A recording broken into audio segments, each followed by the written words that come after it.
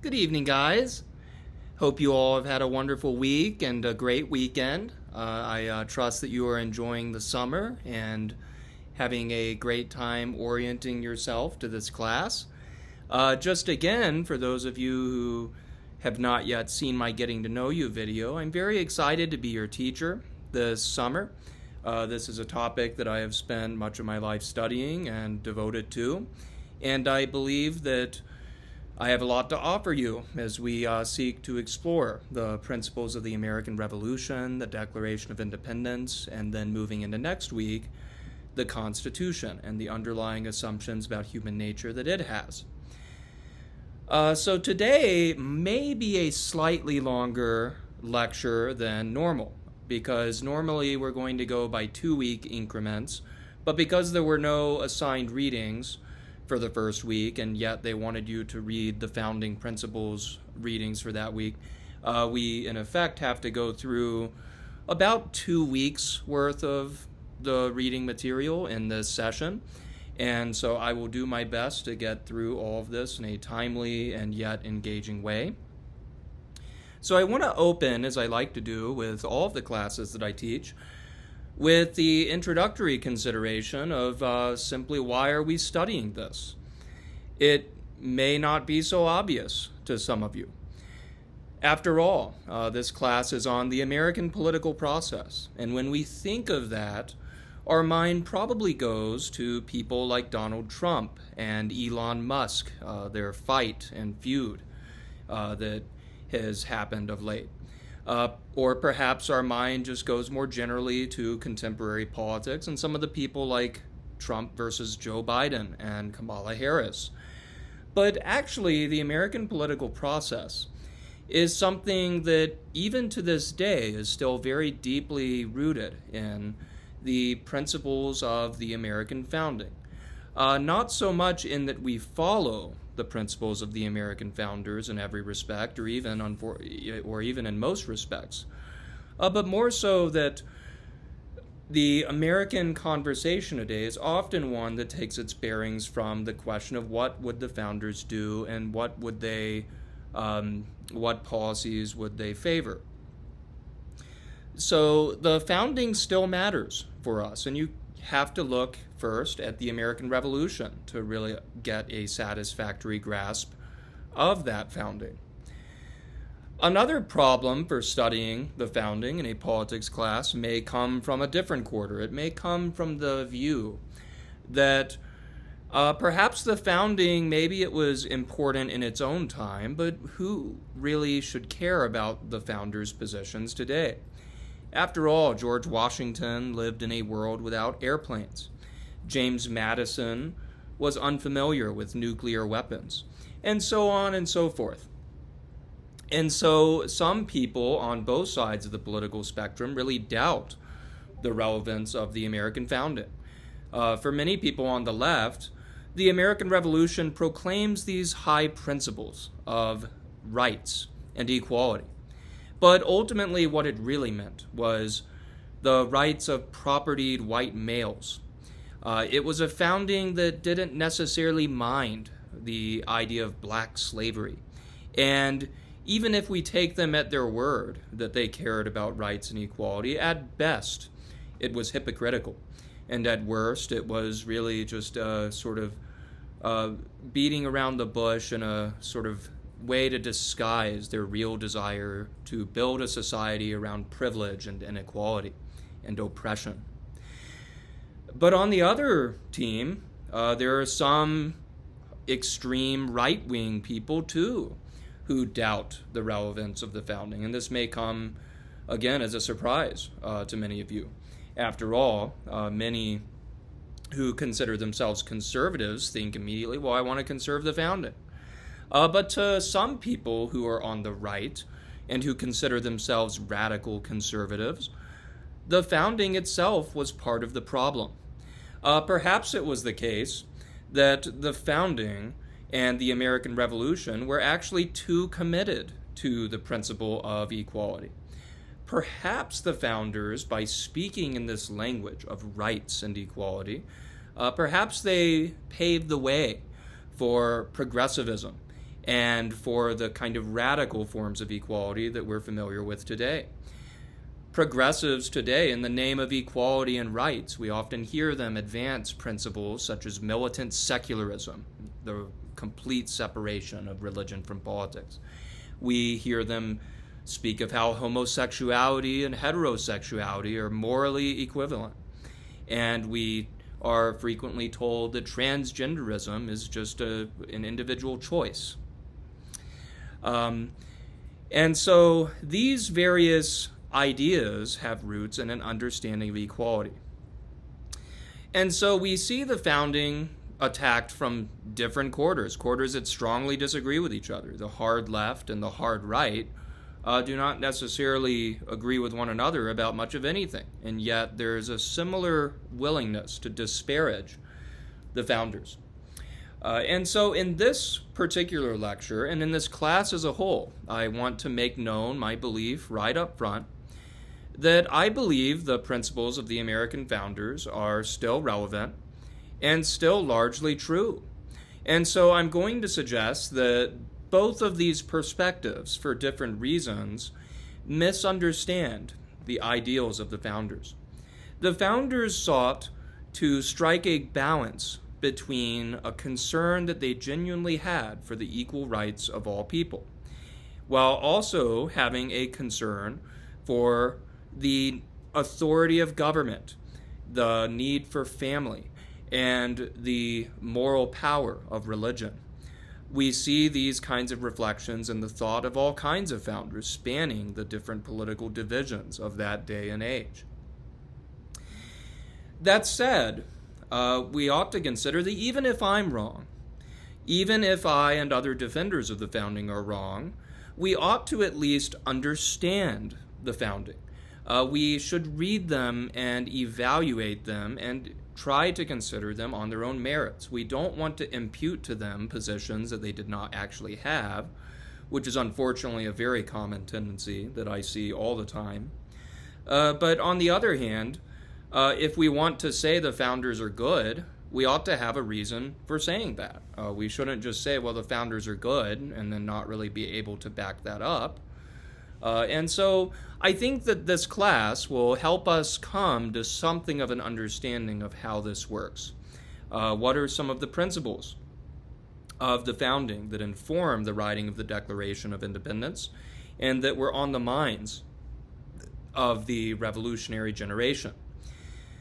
And after we come to understand this, we will be better poised to move into a discussion of the Constitution and the essential principles of human nature that the Constitution has, the reason the Constitution takes its bearings from the idea of limited government, and similar considerations.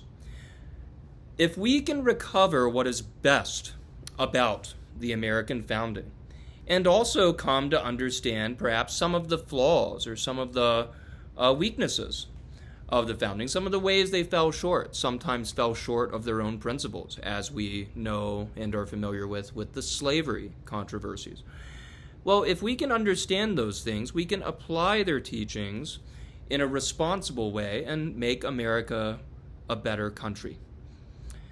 And so right here up front, I want to say that the organization of the lecture is going to be as follows. We're going to begin this lecture by considering the politics of the Bible, and especially delving into Romans 13 and some of the instructive things that this has to say about the right to revolution. After this, we're going to look at a snippet from the influential document Cato's Letters, written by John Trenchard and Thomas Gordon, this particular piece being written by Thomas Gordon. We're going to look at that document's understanding of equality and consider what that says to us about how the revolutionaries, who were very deeply influenced by the letters of Cato, understood equality themselves. After this, we're going to look closely at James Madison's view of property rights and consider the meaning of property for the founding, because often this is something that we sort of see as being somewhat selfish and materialistic in its aims. And so we're going to consider that question of just what the founders meant when they spoke of property rights. After that, we're going to look at Alexander Hamilton, who gives us a very helpful and concise portrait of many of the ideals that influenced the American Revolution. Many of the different principles of government that he expresses, such as social compact theory, the state of nature, equality of natural rights, and so on and so forth, were all principles that were on the lips of many of the American revolutionaries, not the least of them being Thomas Jefferson, John Hancock, John Adams, and the other authors of the Declaration of Independence. And so my hope is that from this lecture, you'll come away understanding more what the revolutionaries meant and what the founders meant when they referred to these kinds of concepts: the state of nature, equality, natural law and natural rights, the social compact principle, and the right to revolution. These are core ideas of the American founding. They're outlined in your readings from this variety of different sources today, but they also find a great expression in the Declaration of Independence, which appeals to each of them. For your quiz, make sure you read the Declaration of Independence, and it would be worth your while to consider where these ideas pop up: government by consent, natural law, the right to revolution, and the reason that this is just. These are all things that are worth considering. So too is the relationship between Christianity and the Declaration. We're often told that the founders were all deists. They did not really respect religion. They saw it as a threat to the rights of individuals. And so I think that the readings for this week are helpful because we see that founders as influential as Alexander Hamilton, combined with revolutionary ministers like Gad Hitchcock to express a view that actually Christianity and founding principles are in harmony with one another.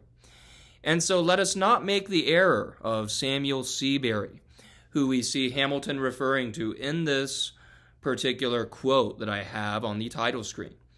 Hamilton writes that the fundamental source of all your errors, sophisms, and false reasonings is a total ignorance of the natural rights of mankind. So whatever our own position is about natural rights and the extent of them, how they should be applied and understood, let us seek to understand just what the founders meant when they spoke of natural rights and come to a better recognition of the ways that perhaps the way people speak of equality today is very different. So the first place to begin as we look at the idea of politics and revolutionary politics is simply what the Bible has to say about politics. And there is much in the Bible that is politically important and influential, but really the locus classicus of the Bible on politics, the passage everyone would turn to for the first and clearest expression of what the inspired word says about politics, is in Romans chapter 13. Now, we ought to remember that the Bible is not a political book in its essential purpose. What I mean by that is not that the Bible has nothing to say about politics, but we as Christians know that the primary mission of the Bible is to outline the story of Jesus Christ and how he saves fallen sinners. And so Jesus says that his kingdom is not of this world. Jesus is not particularly interested in social or political revolution. In fact, he disclaims any interest in that. He says we ought to give to Caesar what is Caesar's and give to God what is God's. But this passage, too, has important ramifications for the idea of politics. When Jesus in that chapter in the Gospel of Matthew says, give to Caesar what is Caesar's and to God what is God's, we see immediately that he's assuming that there are things that belong to Caesar and there are things that belong to God. And Caesar is not God. These two things are separate. And so the Bible, if it is not completely focused on politics, it has a lot to say. And Romans 13 is a great place to start. Romans 13 is a passage that has been fiercely debated and contested from throughout the history of the church. But we see immediately in Romans 13 Paul's concern for the idea of government and our duties to government. I'm going to leave the monitor very briefly and grab my Bible so I can read it for us.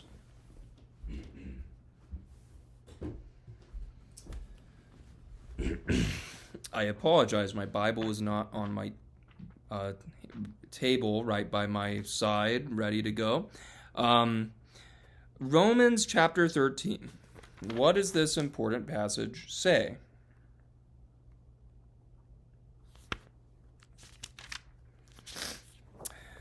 Let every person be subject to the governing authorities, for there is no authority except from God, and those that exist have been instituted by God. Therefore, whoever resists the authorities resists what God has appointed, and those who resist will incur judgment. For rulers are not a terror to good conduct, but to bad. Would you have no fear of the one who is in authority? Then do what is good, and you will receive his approval, for he is God's servant for your good. But if you do wrong, be afraid, for he does not bear the sword in vain. For he is a servant of God, an avenger who carries out God's wrath on the wrongdoer. Therefore one must be in subjection not only to avoid God's wrath, but also for the sake of conscience. For because of this you also pay taxes. For the authorities are ministers of God, attending to this very thing. Pay to all what is owed to them. Taxes to whom taxes are owed, revenue to whom revenue is owed, respect to whom respect is owed, and honor to whom honor is owed. And so again, we see Paul elaborate on this concept that some things belong to government. They are things that God gives them. And so it is not sinful for government to collect our taxes. It is not sinful for government to restrain people and to throw people in jail.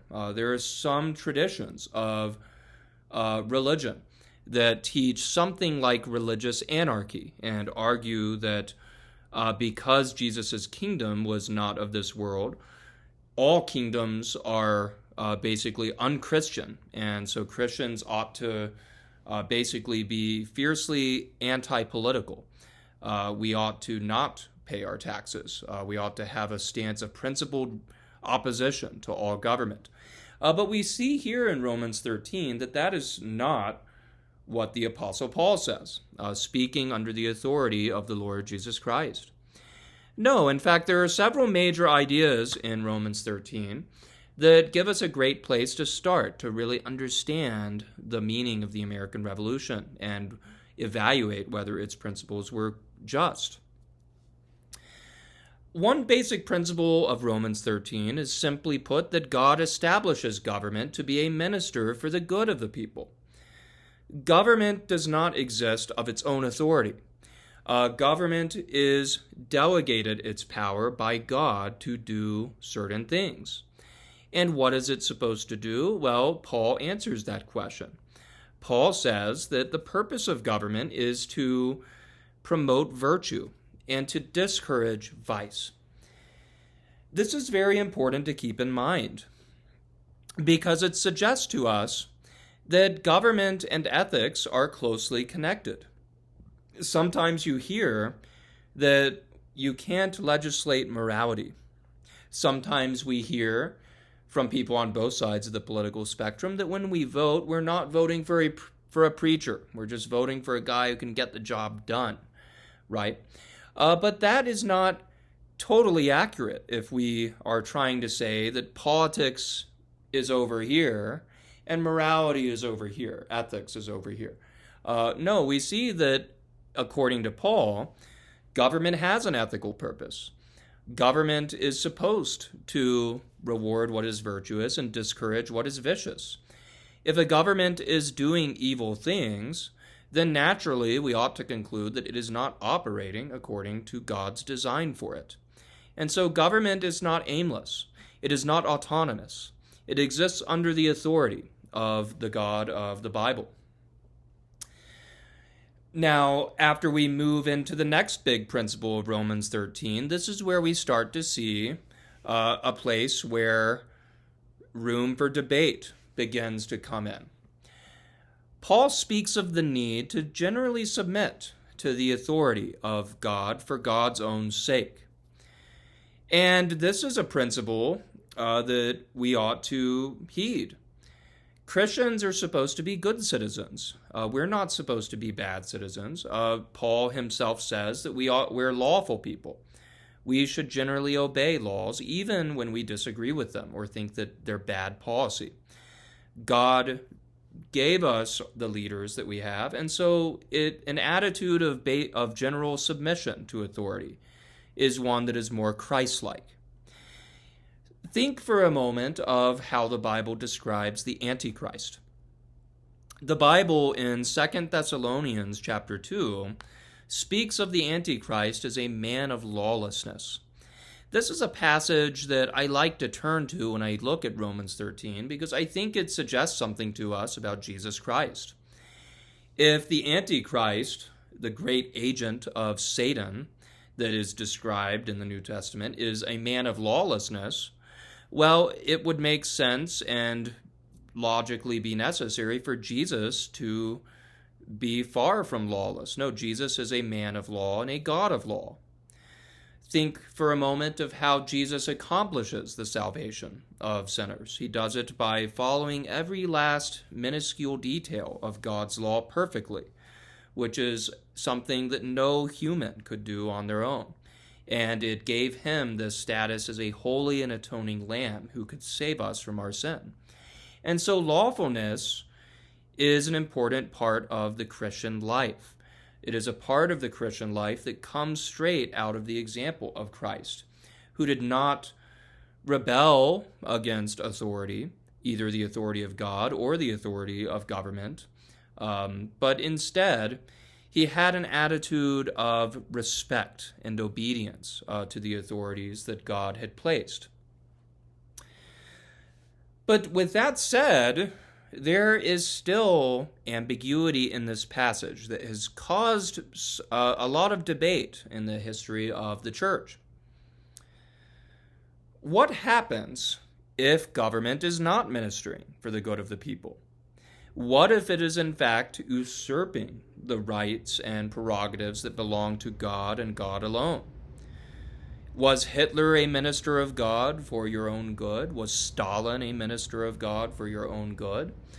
These kinds of tyrants are people who litter history and show that sometimes government, far from acting in a way that is respectful of God's authority, sometimes it is flatly oppressive to both the church and to its own citizens. In these cases, what should we do? Should we obey authority in that case? And so another way of putting this question is, to what extent is our duty to obey the government qualified? Is there any extent in which it is? Romans 13 says in a passage that if you simply take that one sentence, submit to authority for God's own sake, for all authorities are established by God. Well, this seems to not allow a lot of room for qualification. And yet other passages in Scripture, such as in the book of Samuel, or the books of Samuel, I should say, speak of God calling people to resist the tyrants who are ruling over Israel. And so there are some places where God actually does seem to speak positively about resistance to tyranny. What does this mean? So the rub of the debate is basically that those who stress the need to obey government, they often, at the time of the revolution, were loyalists. They would look at the passage saying submit to government as an ordinance for God, and they would say, well, we ought to do that with Britain. After all, Britain is a lot better than any other tyranny in history, so why should we resist them? It was patriots, on the other hand, who didn't really stress as much the submission passage taken by itself, but they looked at the other parts of Romans 13 that spoke of the duties of magistrates. And so, is Romans 13 simply about the duties that citizens have to their government to obey, or is it also about the duties of government to serve their citizens? There's support for both of these things in Romans 13. And so the patriot argument at the time of the revolution would, in short, be that government is given by God to promote what is virtuous and punish what is vicious. It is meant to serve the people and advance their happiness and welfare. If it does not do that, it is not really a true government in the godly ordained sense. And so this is an important debate that has loads of implications for us today, not only for the revolution and whether our nation was basically born in sin, if the loyalist argument is correct, but also for practical affairs today. That said, I want to clarify that there were good Christians on both sides of this debate. There were some loyalist ministers, such as Jonathan Boucher, that were certainly Orthodox Christians. They were people who believed in the Word of God and in the Bible. And their interpretation of Romans 13 stressed obedience, not because they were heretical, but because that was their reading of Scripture. But we ought to be just as charitable to the patriots. Many recent scholars have tried to say that no biblically literate people could ever have accepted the American Revolution because Romans 13 says obey the government. And so they say that perhaps the revolution was based on Enlightenment, secular, and rationalist principles. It was not really based on Christian principles, if this is the case. But this too is a mistake. As you see from the sermon by Gad Hitchcock, there were ministers of Orthodox standing in the church who certainly believed that the revolution was based on just principles and a proper understanding of Romans 13.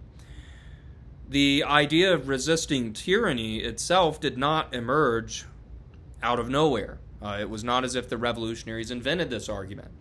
No, in fact, the Protestant Reformation in many ways helped to launch a new understanding of resistance to government. It was not an issue that really came up a lot in the medieval world because most nations were Catholic states and most Christians were Catholics of some kind. But after the Protestant Reformation, when you begin to start seeing oppression of Protestants because they're Protestants in Catholic states, and similarly oppression of Catholics who reside in Protestant states, the issue of can we resist authority begins to emerge again. John Calvin, one of the great reformers, he, alongside Martin Luther, initially accepted a very robust view of our duty to submit to government. Even here, it is not unqualified, because he believes that lesser magistrates can resist. And so magistrates who are above the people, they're not lay people, but they're also under the tyrant. They're political authorities that are under the tyrant. These kinds of people can resist, according to Luther and Calvin.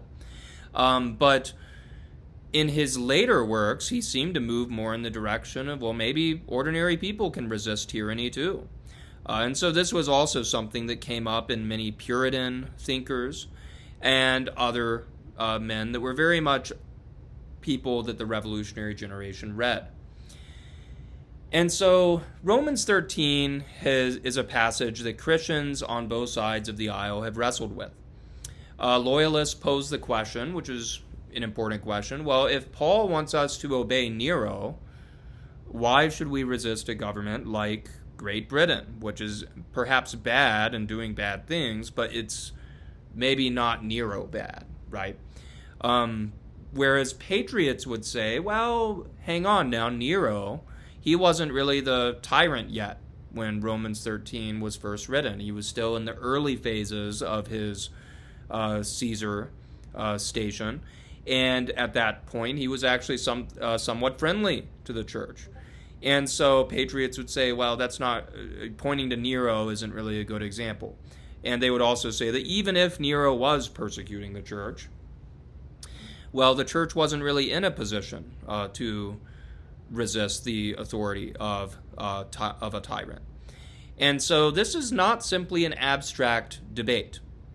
Remember back to your experiences during the COVID lockdowns.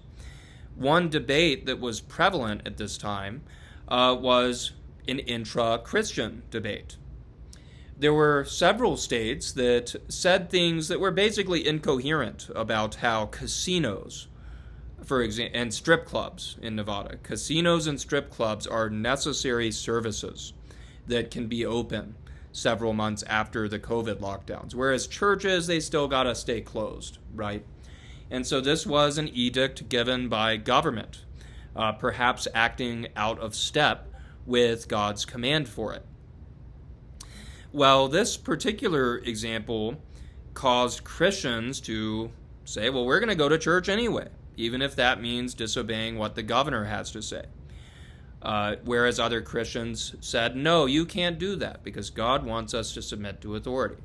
And so we ought to consider this passage critically because it says a lot to us, not only about whether our revolution was good, but also about how we ought to respect the authority of the magistrate in our practical life. As I've suggested, I think the patriots were right, that there is a just authority to government that we ought to respect, but that the submission is not a one-way street. It's not just the case that we submit to government, but it's also the case that government ought to serve us. And so both of these things are important. And this helps to set up for Thomas Gordon, who has a lot to say about the principle of equality of natural rights and what deviations from that principle are going to do to government, how they're going to promote tyrannical principles. So Thomas Gordon, this is probably not a name that is familiar to you, John Trenchard and Thomas Gordon. These were not revolutionaries per se. In fact, they were people who were born several decades before the revolution. Cato's Letters was published in the 1720s, several decades before the revolution happened. And so you may wonder, why read them? Well, Cato's Letters were one of the most popular works in the American colonies in the lead up to the revolution. They were a work that were written basically by dissenting English thinkers who were believers in liberty, believers in freedom, at a time in England when those ideas were seen as dangerous and subversive. And so Gordon and Trenchard, being English classical liberal thinkers, and by liberal here I mean liberty. I do not mean modern progressive liberal. That's a distinction we'll talk about later. So think of classical liberal as something like libertarian, believers in limited government to protect individual liberty. That's Gordon and Trenchard straight to a T. And so these are the authors of Cato's Letters. Like many of their contemporaries, Gordon and Trenchard are very influenced by the example of Rome. Remember that Rome was a republic before it fell into empire, before it fell into monarchy and the kinds of rulers like Nero that later littered its sadder moments in history. It was a republic that was very much free and prideful of its freedom. And so the name that Gordon and Trenchard chose to write under, the Letters of Cato, that is meant to bring us back to the Roman Republic. It's meant to allude to the great Roman thinker, Cato, the Stoic Cato. And they're saying something to us about how liberty is not a new thing, but it's something ancient that we're trying to recover. And so looking at this snippet particularly, Thomas Gordon in Cato's letters is mostly interested in clarifying for us equality and some of the misunderstandings that surround the idea of equality. This is an important essay even today, because equality is a term that's often thrown around and people mean very different things by it. And so Gordon may help give us clarity about just what the revolutionaries and some of the English libertarian thinkers who influenced the revolutionaries thought about what equality means. Today, when we use the language of equality, we sometimes mean something like sameness. We are told that if you really respect equality, well, that means you have to refuse to acknowledge any differences between any groups of people. So one funny example of this is the recent republication of Roald Dahl's famous book, Charlie and the Chocolate Factory. So the original book apparently was not politically correct enough because it said that one of the characters' faces became white as snow, and the villain in the story, he wore a coat that was black as the night, right? So you can't say the words white and black, even in a context that has nothing to do with race, because those words are offensive somehow, because they acknowledge differences between races. But again, it's not even about race in those passages.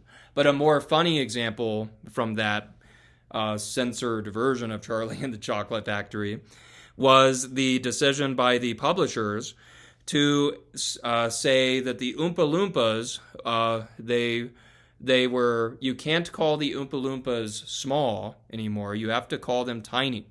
I don't know why that's less offensive, but that's their decision. Similarly, Augustus Gloop, you can't call him fat anymore. You have to call him enormous. Again, I don't know why that's less offensive. But at the end of the day, what this illustrates is that for many people, you can't point out any differences in any way without offending some principle of equality. Transgenderism is an idea that emanates from this kind of equality. After all, if it's the case that men and women are the same and interchangeable in every single way, well, it's easy to say that gender is a fluid thing that can be based only on the free choice of an individual. If we can't choose what we want to be, then we're not really equal, whatever the biological facts are. Forget about those, basically. Well, I mention all this just to say that this kind of equality was foreign to the founders. It was foreign to Thomas Gordon and to the people who were reading him. The Letters of Cato give us a helpful illustration of what equality means. It means you have an equality of natural rights. It does not mean that you are all the same. It does not mean that there are no hierarchies or relationships of authority that we ought to respect in any way. No, equality means that looking simply at the laws of nature, there's no person born who is subject naturally to the authority of another. Now, he's aware that you're born into a world you do not create. He's not an idiot, right? He recognizes that if you're born in a monarchy, well, that monarch is your king and you never chose him necessarily. But this kind of inequality is based on fortune. Really. It's not based on a kind of natural distinction between people. And so this is important because he wants to bring to mind the fact that when there are these relationships of inequality, so kings over citizens, or even more contemporary examples, bosses over employees, teachers over students, these kinds of things. These relationships of inequality, they are good, they enrich social life, but they have to take their bearings from a first principle of equality of natural rights.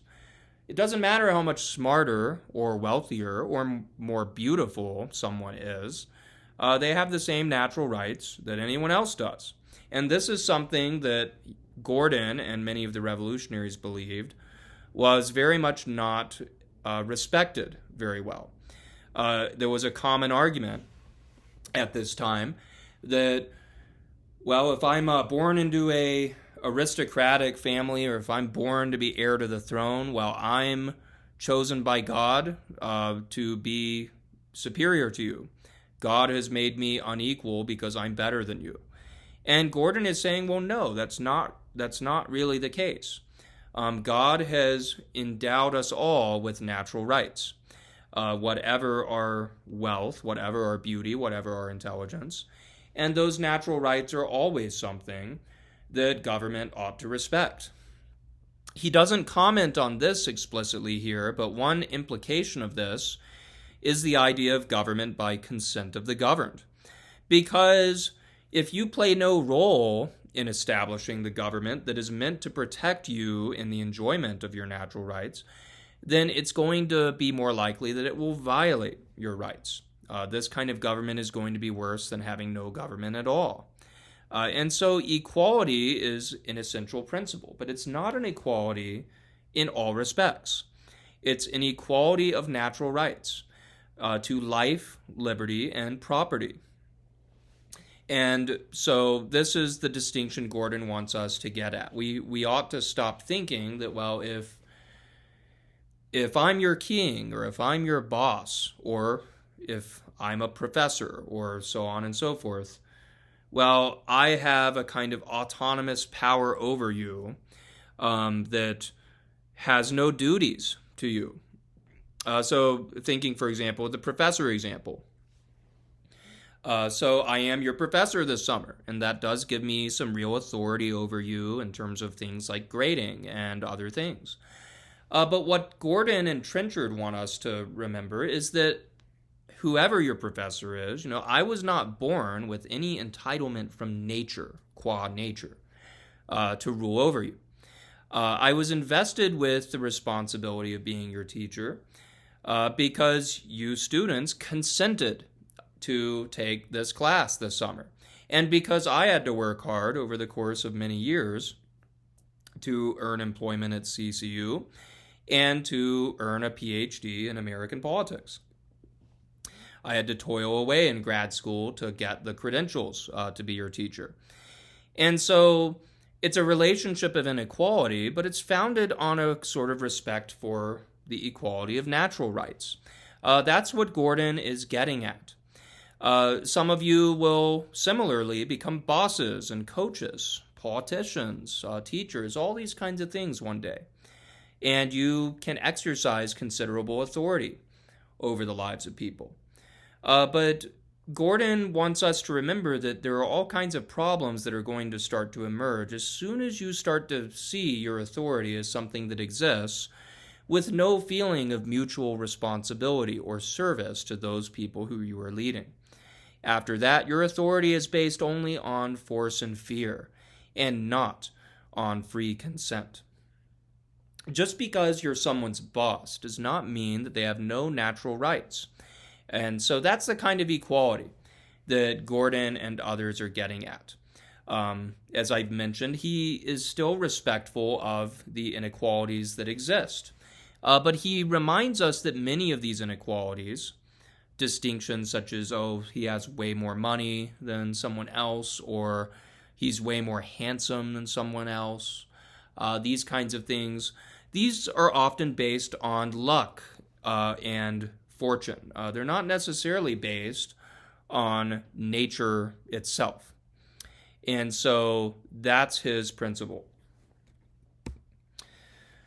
So moving to Alexander Hamilton, Alexander Hamilton here gives us a great picture of some of the revolutionary arguments against Great Britain at the time of the 1770s. He is not necessarily a particularly original thinker insofar as many of these arguments were also being said by other people too, and so I don't want to give the impression that Hamilton is inventing all these arguments. No, many of these same arguments are found in other revolutionary authors too. However, it's worth our while to consider just how impressive Hamilton is here. So before Hamilton was George Washington's Treasury Secretary, and before he was a key player in the establishment of the federal government, he was someone like you. He was someone who was about to be a college student. So Hamilton in 1775, when he wrote this piece, The Farmer Refuted, he was very young. He was only 18 or 19 years old, roughly the age of a high school kid or a college student today. And so he's pretty close in age to all of you. So keep that in mind as you consider this learned and fascinating window into Hamilton's arguments for revolution. Even by the standards of his time, by the way, Hamilton's essay here was very impressive for someone of his age. He was a very precocious young man. When people read these tracts, they were initially published anonymously. They didn't have his name attached to it. And people speculated about who it was that wrote these learned and thoughtful and very philosophically informed tracts. And they thought, well, maybe it was Governor John Jay or George Clinton or some man of great importance in New York politics at the time of the Revolution. But no, it was just this young college kid, Alexander Hamilton, who was a nobody, a son of a father who ran away from his home and was raised by a single mom in the British Caribbean, right? So he was a nobody that wrote this piece. And what is the piece? Well, the piece is going after the ideas that are expressed by a loyalist author who's named Samuel Seabury. This loyalist author is writing to defend Great Britain, and he is attacking the American cause. Now, The Farmer Refuted is actually the second of Hamilton's early revolutionary pamphlets. He had written before this a piece known as The Full Vindication of the Measures of Congress. This is the one that prompted a writing from Samuel Seabury, writing as the farmer. Seabury in The Farmer, he criticizes Hamilton and also criticizes the American revolutionaries because they speak about natural rights, the same idea that you've already seen in Gordon. And Seabury says that, well, if you're talking about natural rights that the people are consenting to government to create, the people are consenting to government to protect their natural rights, well, doesn't this mean that our most natural condition is a kind of anarchy? And so Seabury basically says that the revolutionaries are supporters of political and moral anarchy. He imputes to Hamilton and to the revolutionaries the position that perhaps the most natural condition is to be free of all restraint, political and moral. Think of how the Bible says this. In those days there was no king in Israel, and everyone did what was right in their own eyes. That's the kind of thought that Seabury is accusing the revolutionaries of advancing. So you're free of all restraint, both kingly and moral. You can do your own thing, do whatever you want. And so Hamilton is responding to this argument. One of the points that Hamilton makes is that actually the position that Seabury is describing, it is not in step with the revolutionary principles. It's in step with the thought of a man named Thomas Hobbes. It's beyond the scope of this lecture to give you a detailed look at Hobbes's thought, but it's worth saying just who he is so you can understand what the argument is. Thomas Hobbes argued that all individuals have a natural right to preserve themselves. But he argued that in order to preserve their lives, liberty, and property, they have to cede all of their authority away to an all-powerful government, the Leviathan government, as he puts it. He's a materialist through and through. I don't mean by this, he buys a lot of stuff. He wants his flat screen TV. That's the way we often use that word today. No, I mean it in the philosophical sense. He denies that there's any kind of soul that is incorporeal, that's invisible. He denies that God is a spiritual entity. Matter in motion is the end-all be-all for him. And so Thomas Hobbes's view was that when individuals forge a government, they are also forging every single moral rule and obligation that defines the society. And so the point here is that morality in this view emanates from the state. The individuals consent and create a state, and they also lay down the moral rules that they believe are good.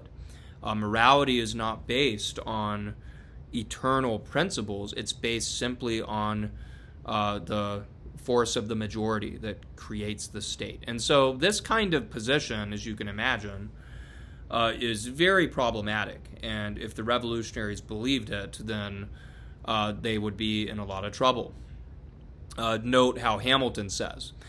He says, actually, I'm not the guy following Hobbes. You are, Samuel Seabury. Hamilton says that, he says of Hobbes that the reason he run into his absurd and impious doctrine was that he disbelieved in the existence of an intelligent and superintending principle, who is the governor and will be the final judge of the universe. And so the problem with Hobbes is that he's an atheist, basically. And we are not atheists, according to Hamilton. And so he totally disclaims this connection. So if the founders and the revolutionaries don't like Hobbes, who do they like? Well, Hamilton says that our principles are derivative of more traditional natural law thinkers.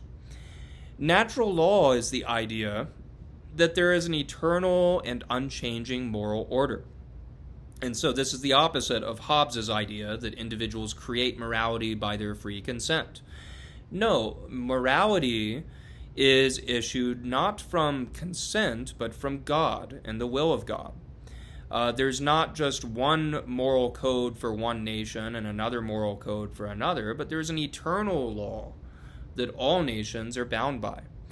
This is an idea that goes all the way back to the ancient world with thinkers like Cicero and St. Augustine, who speak the language of natural law. Man lives under an eternal moral order, and his purpose is to order himself according to it, not to change that order or to abolish it in some way. And so Hamilton's view is that the revolutionaries believe in this kind of natural law, and he gives some credit to thinkers like John Locke and Hugo Grotius, William Blackstone, Samuel Pufendorf, Charles de Montesquieu, and Jean Barlaamick.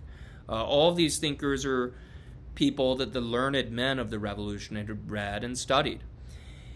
And so what is the implication of natural law? Well, the implication is that natural rights are not simply something that exists because you are a material being that has a right to preserve yourself. That's the Hobbesian view. Natural rights actually receive some justification because God exists, and he created you with the rational faculties to understand your rights and to seek to protect them. And so there's a moral order that is the basis for natural rights. Individuals have these natural rights and they want to protect them. And there's nothing wrong with wanting to protect them because God has willed that we ought to protect our rights. And so the nature of these rights, there are things like life, liberty, and property. Life, liberty, and the pursuit of happiness, as the Declaration of Independence puts it in those words. And so natural law, natural rights, they only make sense if God exists. If there's no lawgiver, how can there be any law? And so sometimes we hear people speak of how there's a natural right to get an abortion. And this kind of language begs the question, well, who gave you that right? If there's a lawgiver that is the basis of all rights, well, where does God say that you have a right to an abortion? He doesn't say that. And in fact, it is flatly against the idea of nature for a mother to want to kill her own offspring. And so the way Hamilton puts this is that good and wise men in all ages have embraced a very dissimilar theory. They have supposed, in opposition to Hobbes, that the deity, that God, from the relations we stand in himself, from the relations we stand in to himself and to each other, has constituted an eternal and immutable law which is indispensably obligatory upon all mankind prior to any human institution whatsoever. And so morality is not man-made, but all moral rules come from the authority of God first. And so where is Seabury right? Well, Hamilton does say that in the state of nature, which is a term the revolutionaries like to use a lot of the time, in the state of nature, there is a lack of government. And so we are naturally free of political restraint. Because again, think back to the Cato reading. All people are naturally equal. And all people have this equality of natural rights. And so where does the inequality of politics come from? Well, it comes from the consent of individuals who decide that they want to create a government to protect themselves, to protect their life, liberty, and property from being violated. Because if there is no government, they will be violated. This is similar to what Hobbes had said. But unlike Hobbes, Locke argued that even in this station where there's no political authority, you are still bound by the same laws of morality and the same laws of nature that guide you even in political life. And so a good illustration of the state of nature, so the state of nature, why leave it? I'll get to the illustration in a minute. So in the state of nature, where you're free and equal, you might ask, well, why leave it? Why create a government at all if we're more free and more equal without a government? Well, the problem is that when injustices are done to you, then you're not going to have an impartial adjudicator to settle disputes. And so, for example, in the state of nature without government, there is a situation where an individual owes money to another individual. And this individual says, hey, you didn't pay me back in time. And the other individual says, well, who's going to make me pay you back in time? Well, this kind of dispute can get out of control really fast. Perhaps the aggrieved party might simply kill the guy and take more money than he was even owed in the first place. The point is that because there's no government, there's no court that you can run to enforce your contract rights. Well, there's no way that you're going to have impartial arbiters in these kinds of arguments and disputes. And so you all have natural rights in the state of nature, and you all have a natural right to preserve your life and preserve your property against the violations caused by other people. But sometimes we're not the best judges in our own cases. We might have biases or we might have prejudices that cause us to inflict a kind of disproportionate retribution on people that we think maimed us or violated our rights. And so that's the problem of the state of nature. The very freedom that we enjoy in this state of nature is what gives rise to the need to put restraints on that freedom. We create government because this kind of institution can be a more impartial adjudicator of these kinds of contract disputes. If individuals consent through their free consent to create a government, well, they can preserve as much of their natural liberty as is possible, while also establishing institutions that are going to be more likely to defend and protect their rights.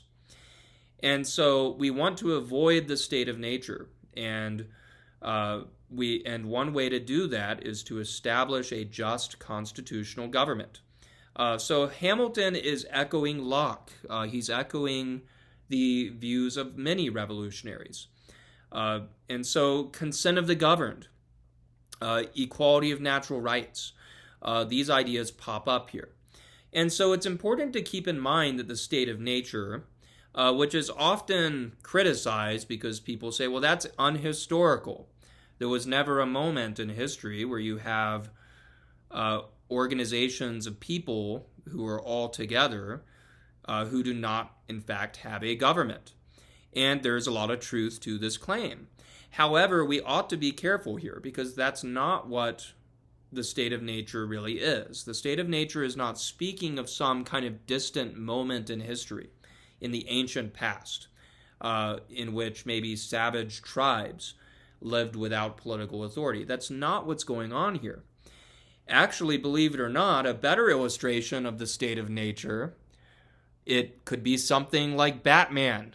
I'm not joking. So Gotham City, that is a city that's in the state of nature. It's a city where there's no just authority that is going to arbitrate disputes.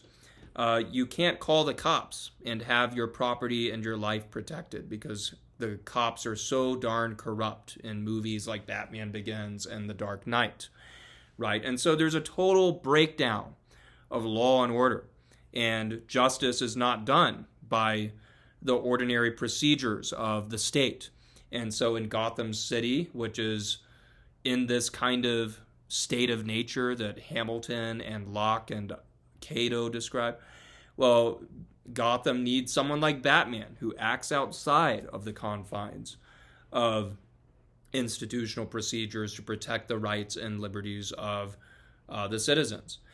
And so the state of nature is more of a thought experiment that teaches us about what life would be like in the absence of government.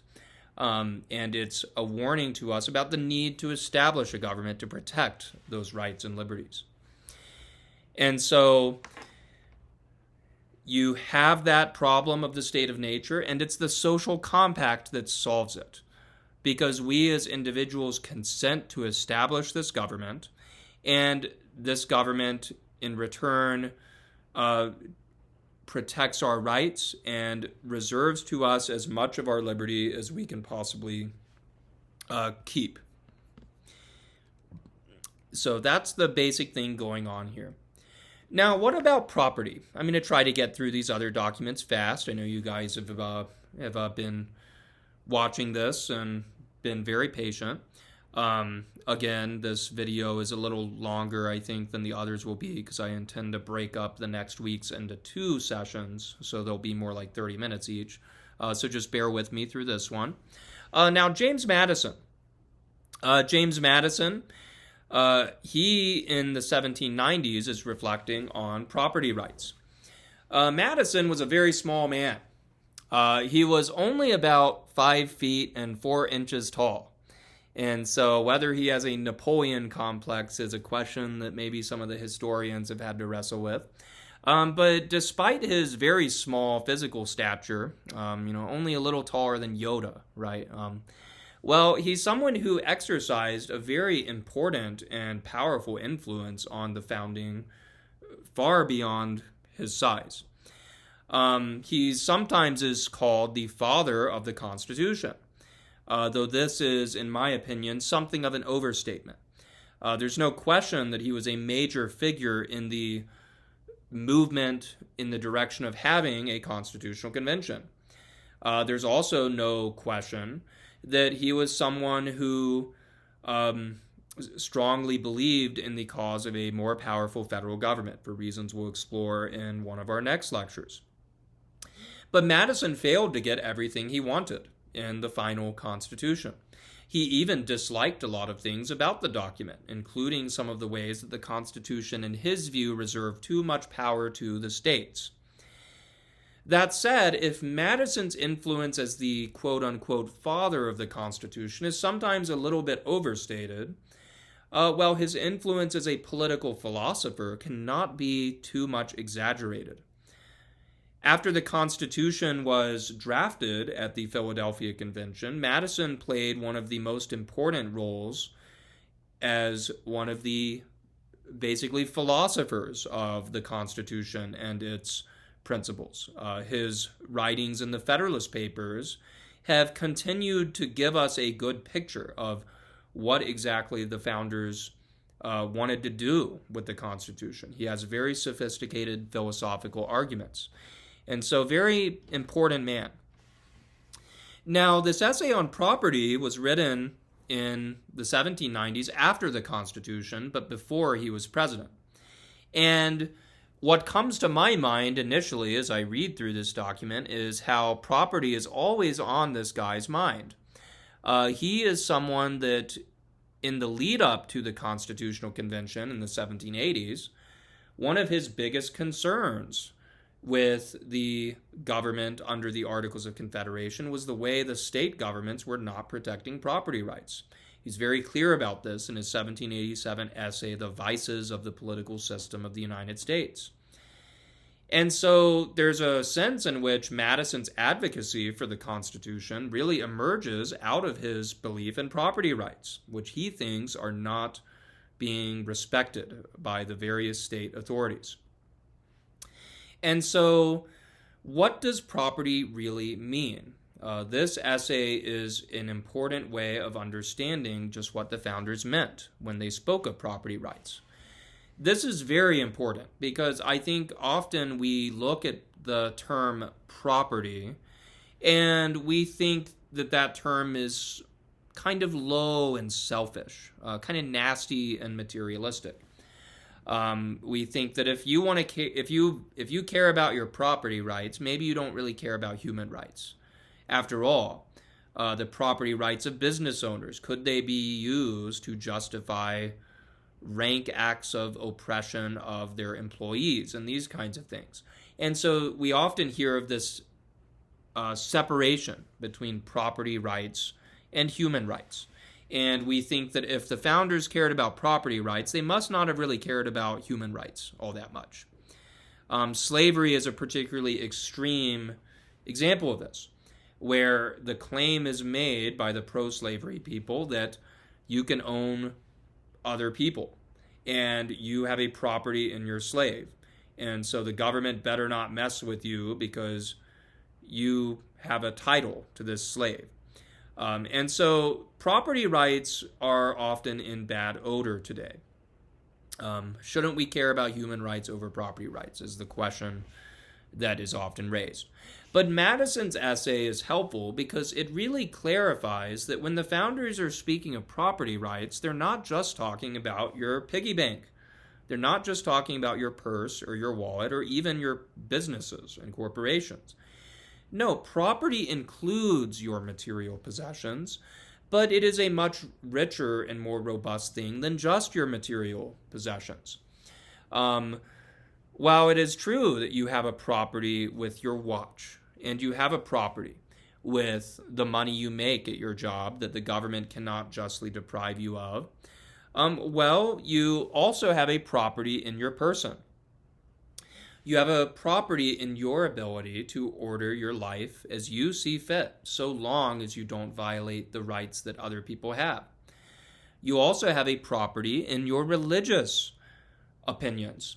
And so you own your religious beliefs. It would be unjust, it would be a violation of your property right to your religious beliefs if the government is throwing you in jail because you're worshiping at a church you believe in that the government doesn't like, as happens in communist states all the time. And you have a property in your opinions. And so it's wrong for the government to shut down your ability to express those opinions. And so this idea of property for the founders, it's much more holistic than just you have a property in your material possessions. And so we ought to consider this. Slavery itself is an interesting case because when that claim is made that the founders valued slavery and they cared about property rights over human rights because they protected slavery in the Constitution, well, this is an incredibly misleading, if not inaccurate, statement. So here's what's true in it.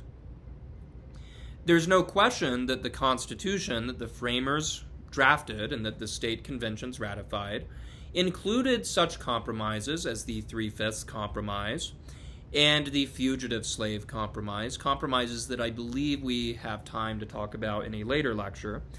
However, the view of most people at the founding generation was that these compromises that protected slavery in the short term were just something that they were going to be fixed by a future generation.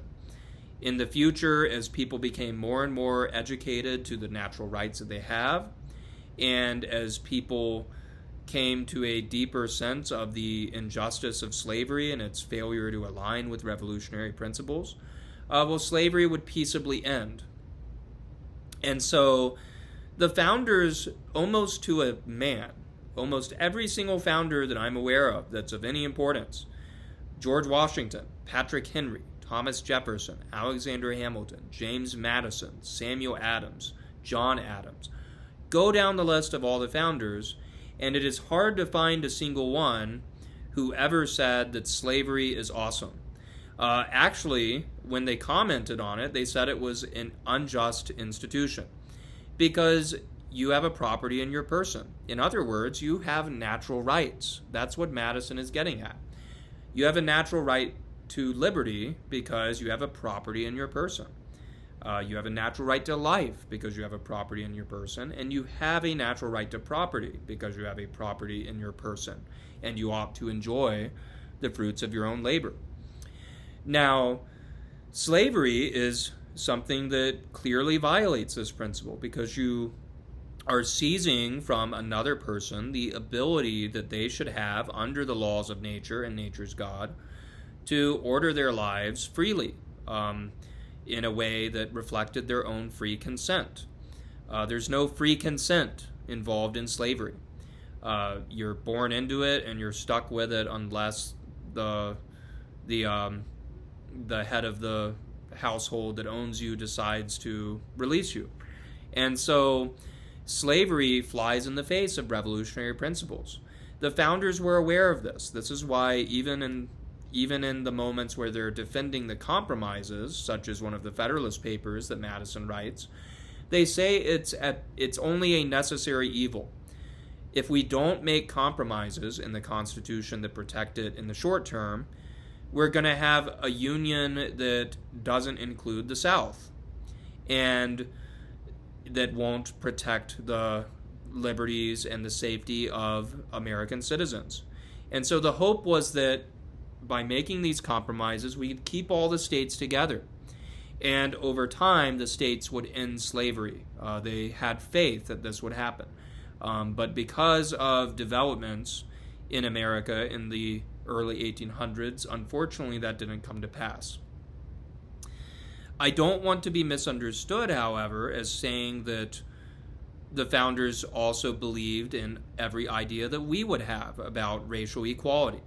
No, actually, founders like Madison and Jefferson, they believed that blacks and whites probably couldn't live together safely because of natural differences between the races and because the memory of slavery would forever make blacks and whites resent each other, basically. And so Madison and Jefferson thought slavery was evil. It's an injustice against the rights of black people.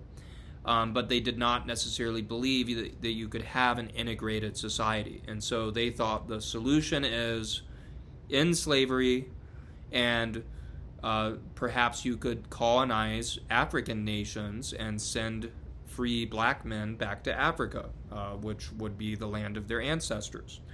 And so that was one way they sometimes tried to resolve the tension between their belief in slavery and their sometimes belief that whites and blacks were not equal. Not every founder believed that. Benjamin Franklin and Alexander Hamilton spoke very positively about black people and said they too can share in our liberties if they're well educated and if they're properly religious. And so there wasn't one single position at the time of the founding on what to do with black people, but basically everyone believed that slavery was wrong and it violated revolutionary principles. And so the last big takeaway of the property essay is that if we believe in political liberty, we have to believe in property rights. And so this dynamic we're often presented with, where you have human rights over here and property rights over here, and one is low and one is good, well, Madison says that doesn't make sense. Because if you have a government that can get its tentacles into all of the property that you own, including your opinions and your religious beliefs, which are also your property, well, that is a government that is going to be a tyranny. It is not going to be a free government based on revolutionary principles. Think, for example, of North Korea. In one of my classes, I give to my students the Constitution of North Korea, which says basically that all people have a right to practice their religious beliefs, but only if that religion is good for the state. And so the state can determine which opinions you can hold and which ones are safe for the state and which ones are not. And Madison would say, well, that kind of government cannot be a free government. If a government doesn't respect your property in all of its forms, free opinions, religious beliefs, the money you make, well, it won't be a limited government.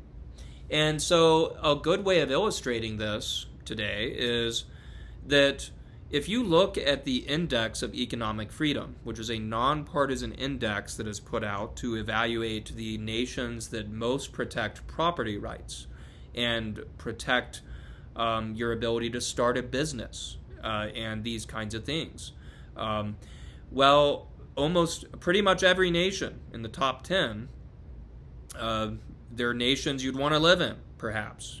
Britain, America, Japan, Canada, go down the list of nations that are very developed and capitalist.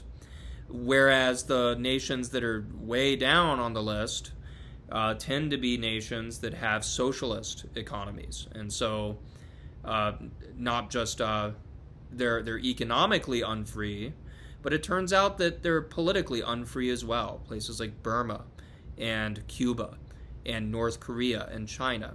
And so property rights and political liberty go hand in hand. If you don't have one, you don't have the other. That's what Madison is getting at. And it's interesting to me how Madison speaks of how if you have too much taxation, so government taking too much money away from people who've earned money, well, this isn't just bad for business or something. Madison says this is unjust because he says it's going to grind in the faces of the poor. And so it's not just economically deleterious, but in fact it is oppressive to the poor, and it gives government this kind of unlimited arsenal that it can use to regulate every aspect of your life. The power to tax can be the power to destroy, as John Marshall, one of the founders, once put it. And so Madison puts it well whenever he says that where an excess of power prevails, property of no sort is duly respected. No man is safe in his opinions, his person, his faculty, or his possessions. And so if you have a government that thinks that it has no duty to protect property rights, well, that's a government that is not going to be a limited government. That's going to be a tyranny, is his basic point. Okay, lastly, Gad Hitchcock, the election sermon. I think we've already pretty much treaded every big idea in this. So I don't, as we've explored other readings. So I think I'm going to keep this one pretty light and simple. Now, Hitchcock is one of many revolutionary ministers who supported the American Revolution.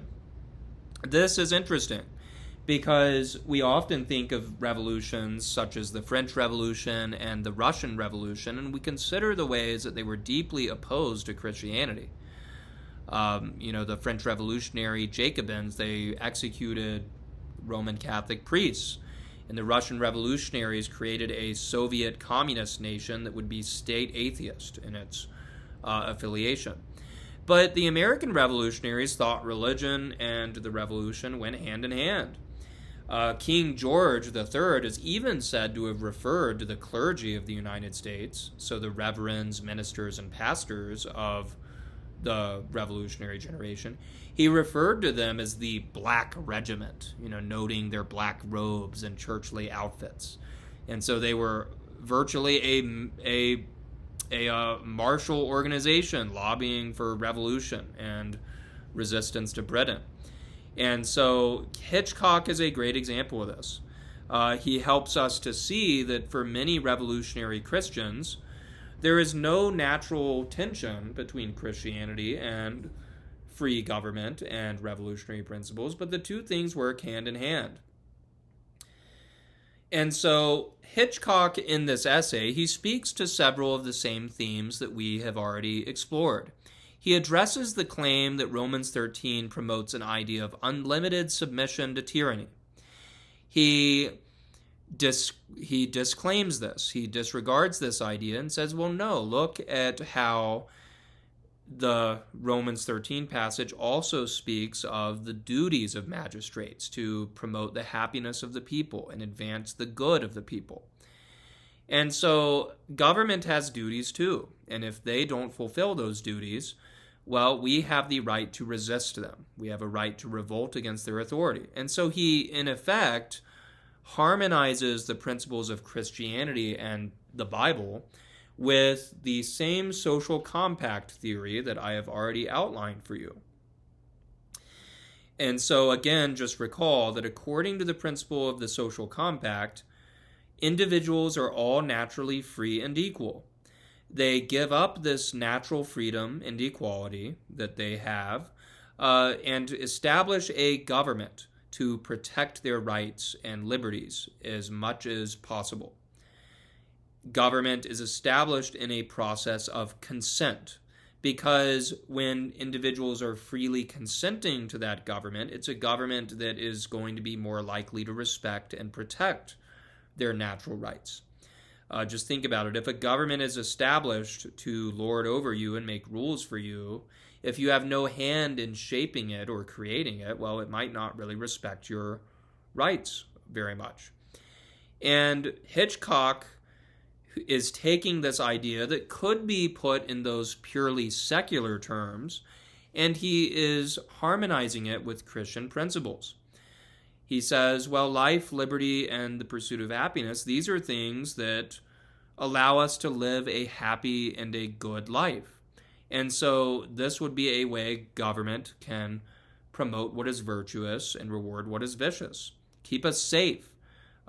Make sure government works for the people and protects their rights rather than lord over them. That kind of government is a virtuous government that we are bound to respect. Similarly, he says there's biblical evidence for this kind of social compacting.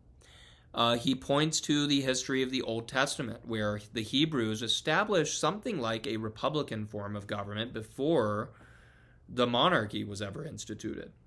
While it is certainly the case that God providentially ruled over the Hebrew commonwealth, God also invested the Hebrews with the ability to consent to their leaders and elect elders to represent them at the Sanhedrin and these kinds of things. And so republicanism finds some support in the Bible itself. The last point of note I want to clarify in Hitchcock's election sermon is the interesting argument he makes that if we really care about protecting the rights and liberties of the people, we ought to elect Christian people to positions. He says that religious rulers, quote, are in every view blessings to society. Their laws are just and good, their measures mild and humane, and their example morally engaging. So, rulers who fear God, according to Hitchcock, are more likely to see that they have a calling that's in line with what Romans 13 says. They won't see themselves as people who exist to oppress the people. They will see themselves as servants of the people. Religious leaders are more likely to be a good example for the people to follow. And leading by example turns out to be really important. Take a recent example. Bill Clinton and the famous Monica Lewinsky scandal, the way he was having sexual relations with a woman who was not his wife in the Oval Office back in the 1990s. So a little boy grows up in Bill Clinton's America, and he sees that the President of the United States has had an adulterous affair from the Oval Office, the highest institution in the land. Well, isn't that going to say something to the people about what it is that we think is morally acceptable and what isn't? The boy might grow up and think maybe adultery isn't that bad, because if the President of the United States can do it, why can't I do it? Why does marital loyalty really matter? Why should we even follow our vows? I mean, if Bill Clinton can get elected and get away with doing this stuff, and he's president, why can't I, right? And so Hitchcock is worried about that kind of thing. He thinks that you can't really separate the political interests of a community from its religious interests. You ought to care about the character of the people that you're electing, because they're going to be they're rulers that you're more likely to be able to trust, and that you would want to be able to set an example for young people. So Hitchcock's argument here, it's very Puritan in its tone. This should come as no surprise to us. He's a New England preacher. And New England states were among the last states to formally sever the connection between church and state. It was actually the case that in Hitchcock's own New England, several states retained state-supported churches, so taxpayer money supporting the church until the 1830s, well after the Constitution went into effect. So the New England preachers often really attested to the way religion supports the social compact.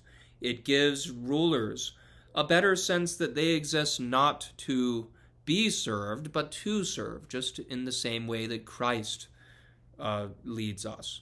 And religion gives you an obligation to others.